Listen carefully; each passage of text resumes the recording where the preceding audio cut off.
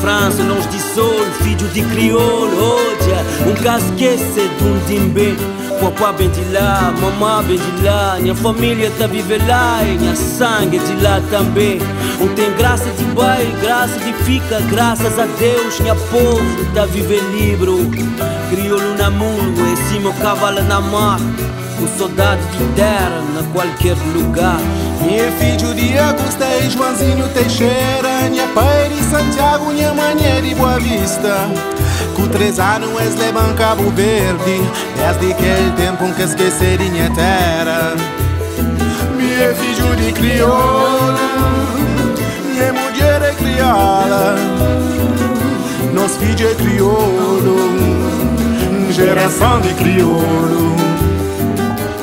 Filho de crioulo, tá bem, tá bem, espalhar no mundo inteiro. Filho de crioulo, cata esquece, cata perde, cata rinca nos raiz, nós é filho de crioulo.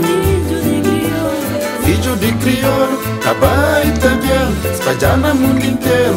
Filho de crioulo, cata esquece, cata perde, cata rinca nos raiz, nós é filho de crioulo. Meu nome é Isilzinho, nasci na terra. Na praia capital, Nossa Senhora da Graça. Idade de 9 anos, barca pra França. Pequeno tinha pena, tinha pai pra toda volta. Cabo Verde, de bom gosta. Cima cada mãe gosta desse filho. Cima José gosta desse mídio. Não malcriado, camês de visto. On a tous un lien de parenté sous notre drapeau étoilé. Même avant qu'on soit né, nos parents se côtoyaient. Filho de crioulo, la famille, bien avant la musique nous a unis. À nos concerts, notre musique réunit la famille. Filho de crioulo, mas esse crioulo estragot. Tá canta, es na papsot.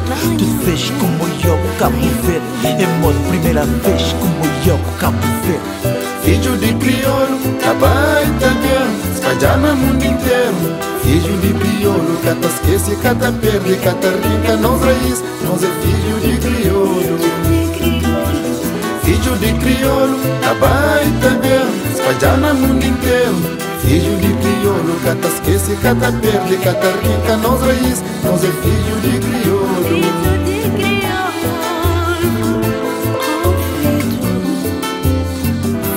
Crioulo, sempre Cabo Verde no coração, na semente e no seu sangue, que nunca não te esquecer, mesmo se não está fora, mas boi é sempre no nosso coração, e não tem guarda sempre nossa tradição, que nossos pais transmitem-nos, para não continuar sempre a mostrar que Cabo Verde é o único no mundo.